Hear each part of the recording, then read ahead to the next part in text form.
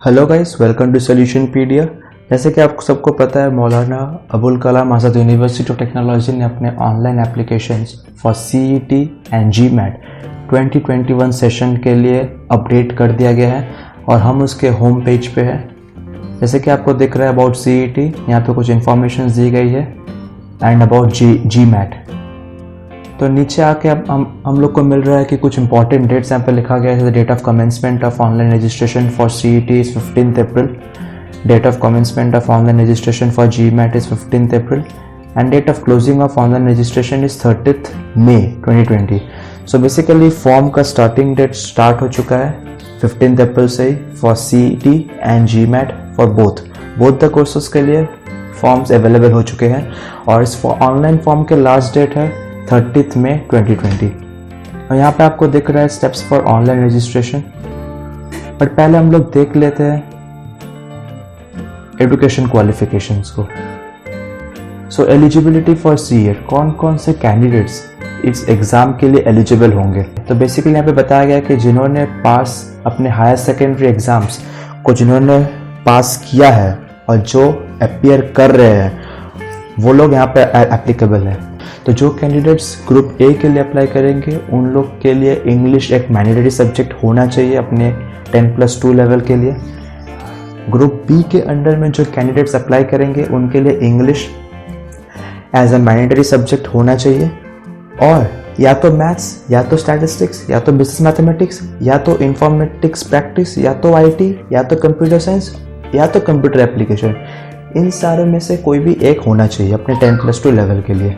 जो candidate group C के under में अप्लाई करेंगे उनके लिए फिजिक्स, केमिस्ट्री और इंग्लिश अलॉन्ग विथ मैथमेटिक्स और बायोलॉजी होना चाहिए अपने क्लास 12 के लिए।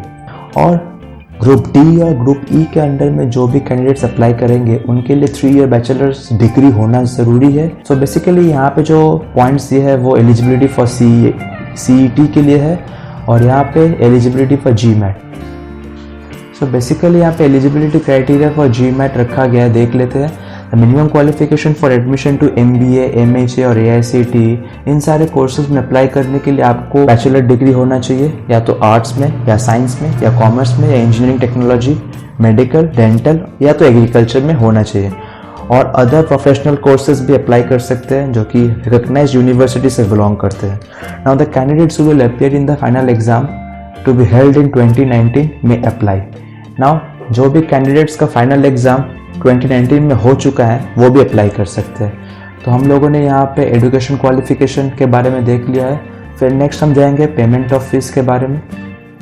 तो यहाँ पे CET 2020 के लिए फ़ीस रखा गया ₹600 फॉर जनरल OBC कैटेगरी और 350 for SC ST PWD category candidates के लिए। ना मोड ऑफ पेमेंट यहाँ पे होगा फ़ी ऑनलाइन पेमेंट यहाँ पे रखा गया है, गेटवे से होगा। और जीमैट के लिए जो फीस रखा गया है वो है ₹600 for general OBC category, ₹350 for SC ST PWD category candidates. तो बेसिकली CET और जीमैट के लिए एग्ज़ाम फीस सेम ही है। मोड ऑफ पेमेंट दोनों में ही आपको ऑनलाइन पेमेंट करना होगा, यहाँ पे ऑफलाइन पेमेंट का कोई ऑप्शन नहीं है।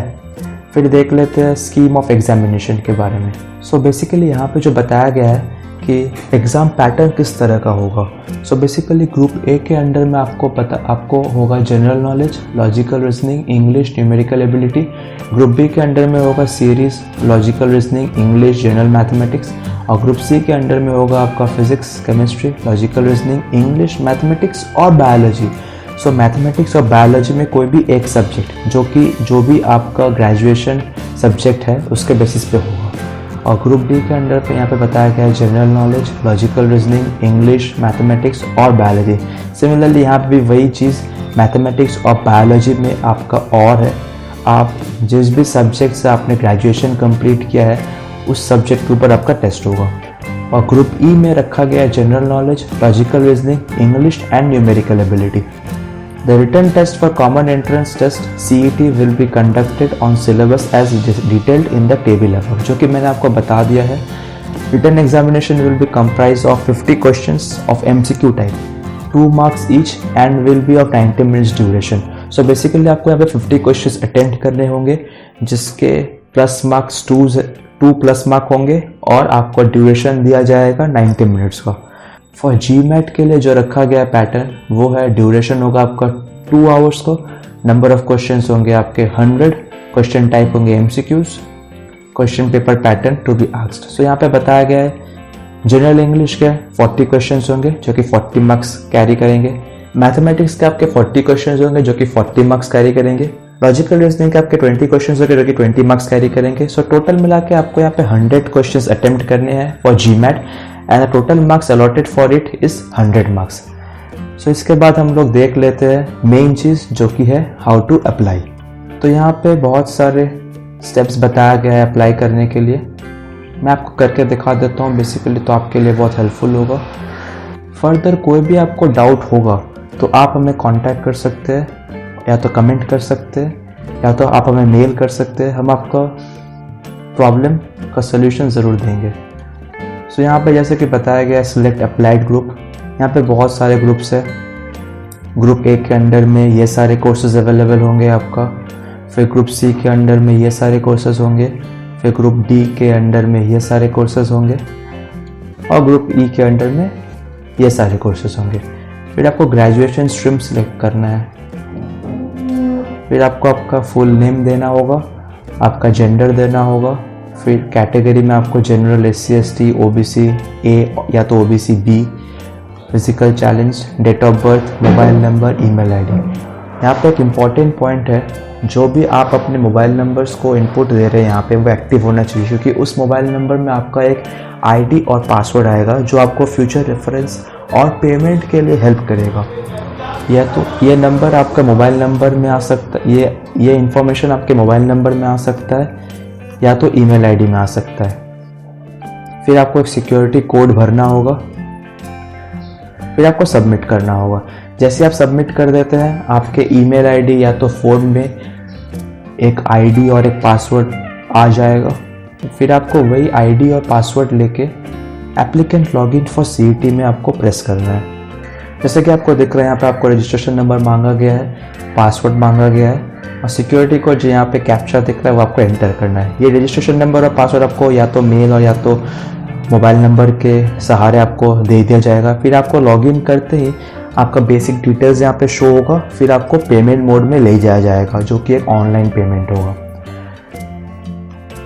सिमिलरली आपको GMAT के लिए भी सेम प्रोसीड्योर है, आपको एक बेसिक सा फॉर्म फिलअप करना होगा। इसमें भी सिलेक्ट प्रोग्राम से या तो आप MBA के लिए अप्लाई कर सकते हैं, जो कि ये सारे कोर्सेज आपको अवेलेबल होंगे MBA कोर्स के अंडर में, या तो आप MHA के लिए अप्लाई कर सकते हैं जिसके अंडर में बस यही एक कोर्स अवेलेबल होगा। फिर आपको अपना full name, gender, category, physically challenge हो या नहीं, date of birth, mobile number, email ID देना है। खास ध्यान रखिए मोबाइल नंबर और ईमेल आईडी को आप केयरफुली फिलअप कीजिए, क्योंकि उसी के आधार पे आपको एक ID और एक पासवर्ड मिलेगा जो कि आपको बहुत इंपॉर्टेंट होगा फर्दर पेमेंट के लिए। सो ये रहा हमारे तरफ से आपको CET और GMAT के रिगार्डिंग सारे इन्फॉर्मेशंस। कोई भी अपडेट्स अगर हमको मिलता है इस वेबसाइट से तो हम आपको जल्द से जल्द इन्फॉर्म कर देंगे। फॉर फर्दर इन्फॉर्मेशन आप हमारे चैनल को सब्सक्राइब कर लीजिए, लाइक कीजिए, शेयर कीजिए। Until than happy learning.